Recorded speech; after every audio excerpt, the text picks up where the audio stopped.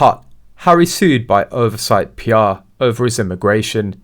The Duke used a fake A-1 visa after losing IPP status.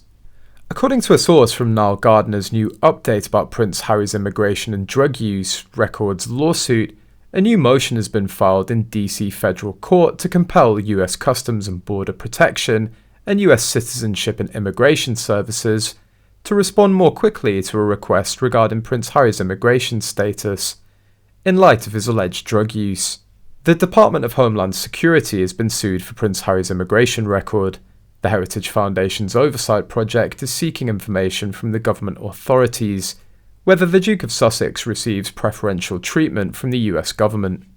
It said that Prince Harry admitted in his book Spare to being a prolific drug user.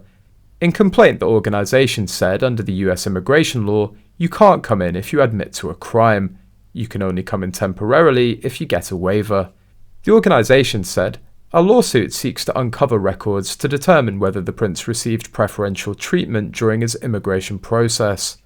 There are many rumours that have suggested a theory that Prince Harry used a fake A-1 visa to deceive the authorities and immigrate to the United States.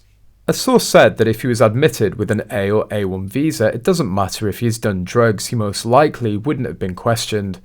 Also, he can do illegal substances in the US and not be charged with a crime if holding an A or A-1 visa. However, the unusual thing is why Harry has an A-1 visa while the Canadian government made an official statement that Harry had lost his IPP status back in March 2020, as soon as Megxit went into effect.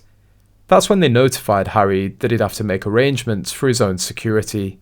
If the late Queen's government stripped him, plus Meghan and Archie, of their IPP status, it seems likely they'd strip them of any A-1 diplomatic visa at the same time, if he previously had one.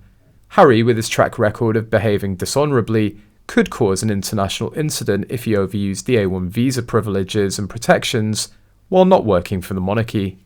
The Heritage Foundation also added DHS's refusal to answer our lawful FOIA request doesn't pass the laugh test. They inferred that Prince Harry apparently has a privacy interest in his drug use, even though he wrote about it in his book. We brought up how crazy that sounds in our lawsuit. The Oversight Project said, this isn't about Prince Harry personally, this is about answering massive media questions regarding whether DHS acted appropriately in an extremely high-profile and unusual case.